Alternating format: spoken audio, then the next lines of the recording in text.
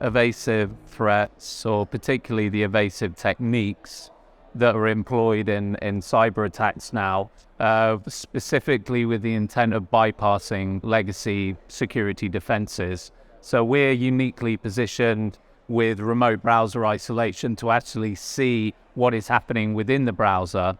And we're seeing that threats now are utilizing multiple techniques or combining techniques which are designed to execute dynamically inside of the browser. So there's effectively no network traffic that an existing web gateway or an EDR product, for example, can actually get visibility into what's happening at that point, because everything is executing within the browser. A good example that we've seen is HTML smuggling, where file downloads, often the first stage dropper file that is used to ultimately deliver some kind of ransomware to the victim's machine, that download is initiated dynamically within the browser, so you can't actually attempt to detect that at a network level and block it.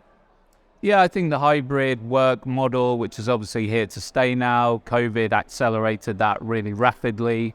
A lot of cloud adoption happened during that point. That digital transformation journey happened much more rapidly than a lot of organizations were planning for. So you had a lot of legacy technologies that were ramped up or scaled up in a very short period of time or space of time in order to provide defenses for users that were now suddenly almost 100% remote.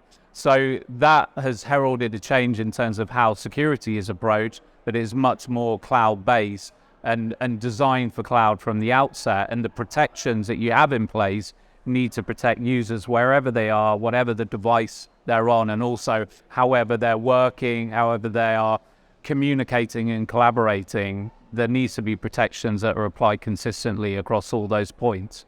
Yeah, I think the security industry, because I've been in security too long than I can remember, but it was always a detection prevention mindset. Initially, you had AV with signatures that were pushed out continually to detect whatever the new wave of threats that were out there. And then increasingly, it became apparent that it wasn't possible to keep pace with the attackers, that the techniques that were being employed, you had polymorphic viruses and malware, that approach just wasn't scalable. It was too reactive. So we very much as an industry moved to that detection mindset, but not proactively preventing. It was all about identifying that a threat, identifying there'd been a breach, and then remediating and initiating all of the incident response and remediation that needed to happen after the event.